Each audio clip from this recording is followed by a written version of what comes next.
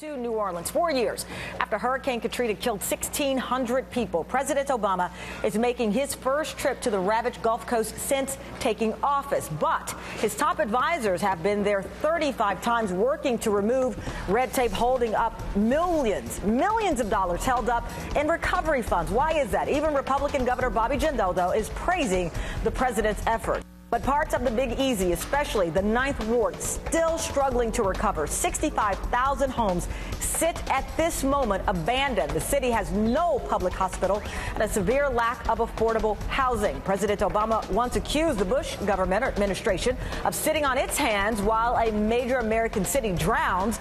And on the campaign trail, he called recovery a priority of his presidency. But is he keeping that promise? Christina Bellantoni, senior reporter for Talking Points Memo, joins me this morning. Thanks, Christina, for joining us. Good morning, Tamara. So you've already got some criticism. The president is going to be on the ground about 4 hours, a town hall meeting. We're going to carry that in the 3 o'clock Eastern hour. But even a Democrat from that state, Mary Landrieu, when I spoke with her, she felt that the White House may have made a mistake. He should be there a little longer today. Well, certainly everybody's going to want the president to be on the ground wherever he might be visiting for a long time. But part of this, the White House has demonstrated a commitment to rebuilding. With the cabinet secretaries that you mentioned, all of those visits down there, they're really using this as an opportunity to kind of rebuild New Orleans with the Obama administration's blueprint for how a city should be rebuilt. That's one of the reasons he's going to a charter school. He's trying to look ahead to the future of, what's possible in areas like this. And, as far as freeing up the money, that is something that you've heard a lot of people praising for, but there's also a lot of problems. There are bureaucratic backlogs down there that we've heard about many times, and also mental health issues. A lot of the mental health funding down in New Orleans has been a really big problem. So who is to blame for the recovery funds being held up millions of dollars? No public hospital. Who's to blame for that?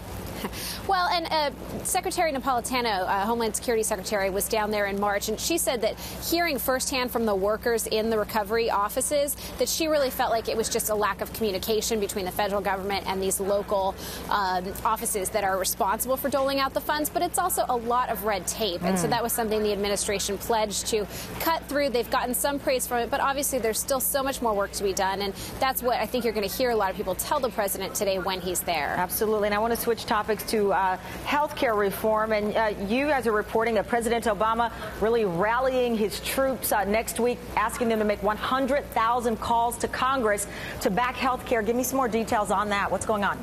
Right. Well, this is through Organizing for America, which is the campaign spinoff of the Obama campaign from last year. And the Democratic National Committee runs that, and they're organizing these call parties where their most active volunteers were asked to host parties in their home, call their members of Congress, and ask them, in this historic moment when we've got so far, we've come so far on health care, to keep pushing forward and get to that last step.